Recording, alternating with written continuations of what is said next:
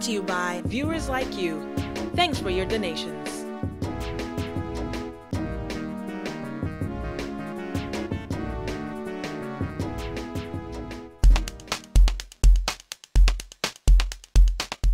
Nowadays, I teach karate to kids. I work with a kids program. I run a business where I teach martial arts to kids that are like after-school programs and daycares and things like that. And I just sort of travel around to them and teach the kids, and then after an hour they leave, and then I'm done, and that's pretty much how it works. And I teach jiu-jitsu at Hollywood Brazilian Jiu-Jitsu as well in Hollywood. The first thing I would do is tell you that, you know, that any kind of altercation that you're going to end up in is most likely going to end up on the ground. So jiu-jitsu is all about ground fighting. It's like wrestling. So even if someone's bigger than you or stronger than you, there's things you can do to defend yourself even if you're on your back.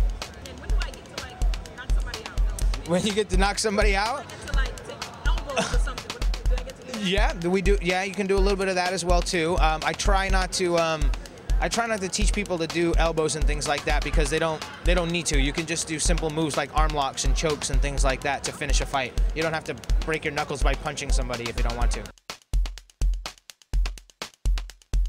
Well, I didn't really know a lot of jiu-jitsu back then. We did a little bit of some judo, which is a lot like jiu-jitsu. It's a lot of throws and stuff. We did some of that, but mainly I started out in taekwondo, American taekwondo. I've been doing that for about 25 years now. Nothing. No, I'm just kidding. Nah, it was all horrible. No, I'm just kidding. It was great. There was a lot of fun memories. I think some of the funnest things was, you know, we'd always play a lot of practical jokes, you know, but mainly like we'd play a lot of practical jokes on the people that worked on the set, you know, like Jason David Frank was like the worst about it. Oh, he was cracking people up all the time. Actually, I hung around with Amy Jo a lot. Amy Jo Johnson, she was one I hung out with a lot. Karen Ashley, of course, and we do a lot of shows together now too. I hung out with her a lot. And Nakia actually, we used to hang out a lot too. So. Well, I gotta tell you, it was a real eye-opener for me because for a while, like after the show was over, I'm like, oh, I'm just done with the show. I don't want to talk about it. Because I really didn't think that there was a lot of fans out there. I had no idea that there was all this like Ranger board and all these like, you know, threads and forums out there on the internet. Had no idea. And when I heard about this Power Morphicon they had a couple years ago, I went to it.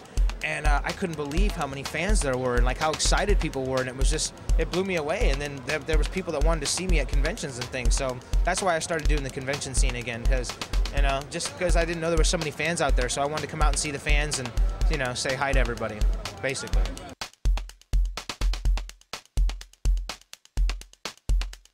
One of the things that at Power Morphicon, when we first walked out, when we were walking a group and there was a line of people waiting to get in and we had to walk past them, they screamed like we were like the Lakers coming out to play, you know what I mean? It was like, I couldn't believe it. So that's when I knew. I was like, wow, there's a major following still and a lot of people, and it's like sort of coming back around again. So I thought it was cool.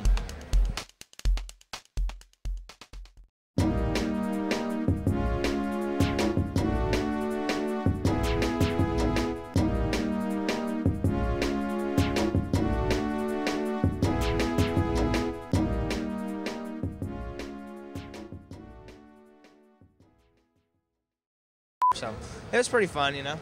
Hey, Nakia! Oh my God! How you doing? Good to see you, Nakia Baris, ladies and gentlemen. That's okay. Oh, I'll just stand here on camera. Hey, what's up?